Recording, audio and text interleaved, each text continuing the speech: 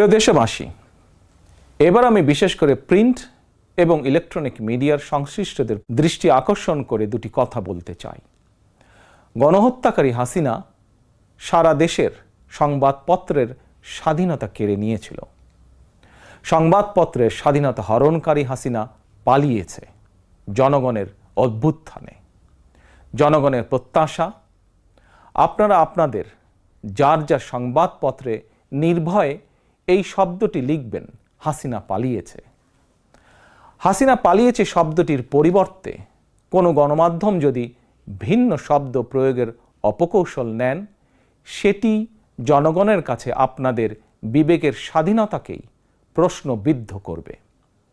আপনাদের প্রতি আমার বিনীত আহ্বান, গত 15 বছরে যেই সকল পরিবারের মানুষগুলো গুম, খুন, অপহরণের শিকার হয়েছেন, ছাত্র জনতার বিপ্লবে হাজারো মানুষ যারা শহীদ হয়েছেন, আহত হয়েছেন, তাদের এবং তাদের পরিবারের দুঃখ দুর্দশার কথাগুলো আপনারা আপনাদের সংবাদ মাধ্যমে তুলে ধরবেন। সাগররুনি হত্যা মামলার তদন্ত এক যুগেও কেন শেষ হলো না, সেই প্রশ্ন আপনারা আপনাদের মাধ্যমে তুলে ধরবেন। জনগণ আপনাদের কাছ থেকে আয়নাঘর নিয়ে অনুসন্ধানী রিপোর্ট দেখতে চায়। হাসিনা দেশটাকে লুটেরার রাষ্ট্রে পরিণত করেছিল। জনগণ দুর্নীতির সেই সব চিত্র প্রতিদিন আপনাদের সংবাদপত্রে, গণমাধ্যমগুলোতে দেখতে চায়। গণহত্যাকারী খনি হাসিনা প্রতিবার কিভাবে জনগণের ভোটকে ডাকাতি করে নিয়ে গিয়েছিল, গণমাধ্যমে প্রতিদিন সেই সব চিত্র তুলে ধরে বিশেষ অনুষ্ঠান প্রচারের আহ্বান জানাই আপনাদেরকে।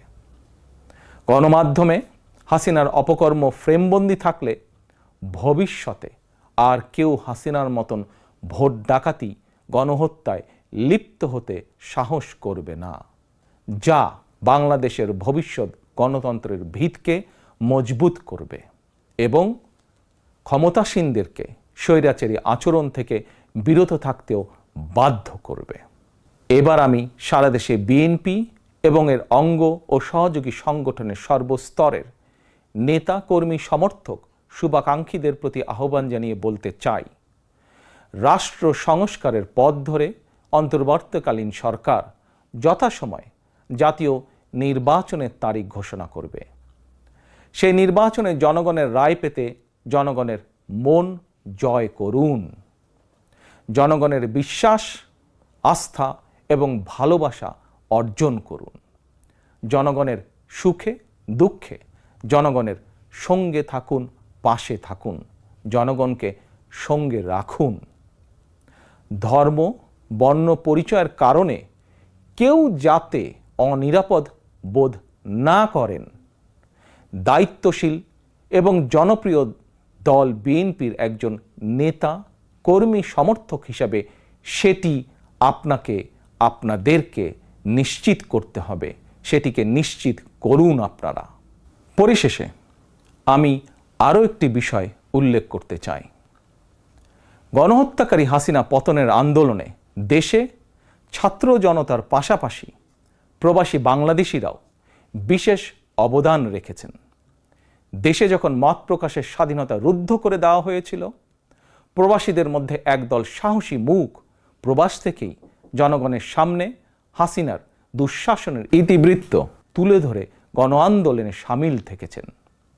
প্রবাসে থেকেই হাসিনা পতনের আন্দোলনের সঙ্গে একত্রতা প্রকাশ করতে গিয়ে কোনো প্রবাসী বাংলাদেশিকে প্রবাসে জেল জুলুম সইতে হয়েছে বা এখনও হচ্ছে।